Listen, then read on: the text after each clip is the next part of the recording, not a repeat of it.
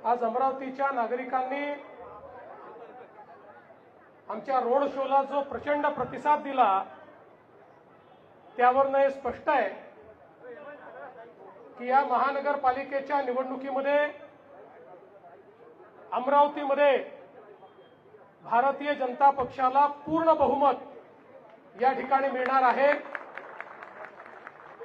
5 वर्ष अमरावती महानगरपालिका भारतीय जनता पक्षाकडे होती। त्या काळामध्ये अनेक योजना या क्षेत्रामध्ये भारतीय जनता पक्षाच्या माध्यमातून झाल्या। अमृत 2 ची पाणी पुरवठा योजना असेल, 998 कोटी रुपये माननीय मोदीजींच्या अमृत योजनेतून या ठिकाणी मिळाले। रस्ते विकासाला जवळपास 212 कोटी रुपयाचा आराखडा आपण मंजूर केला।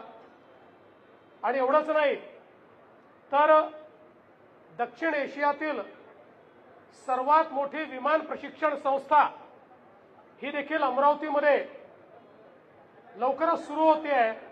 त्याचं बांधकाम अंतिम टप्प्यामध्ये आहे।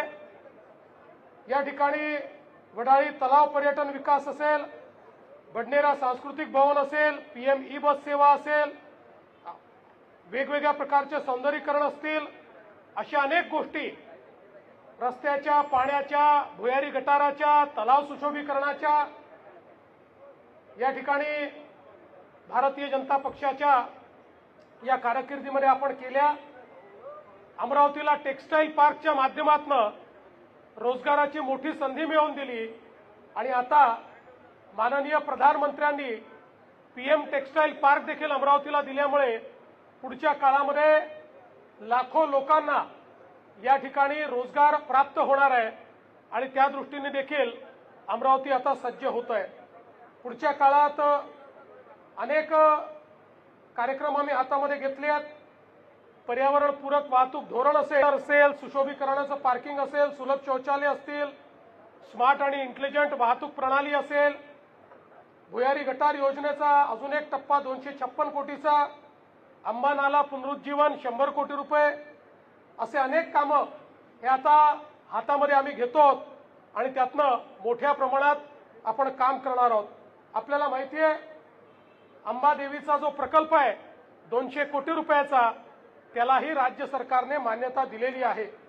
छत्री तलाव पर्यटन असेल, वडाळीचा दुसरा टप्पा असेल, अशा अनेक गोष्टी या आपण या ठिकाणी हातामध्ये घेतलेल्या आहेत आणि मला विश्वास आहे पुढच्या काळामध्ये या अमरावतीला एक अत्यंत महत्त्वाचं शहर म्हणून विकसित करण्याकरता आम्ही कटिबद्ध आहोत।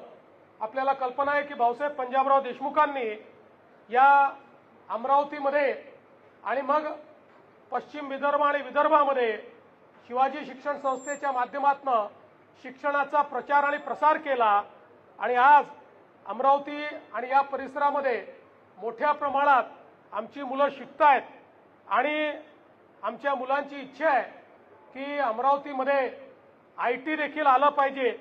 त्याही दृष्टीने पुढच्या काळामध्ये आम्ही विशेष प्रयत्न करून या ठिकाणी आयटीच्या संदर्भातली गुंतवणूक आली पाहिजे अशा प्रकारचा प्रयत्न आम्ही करणार आहोत।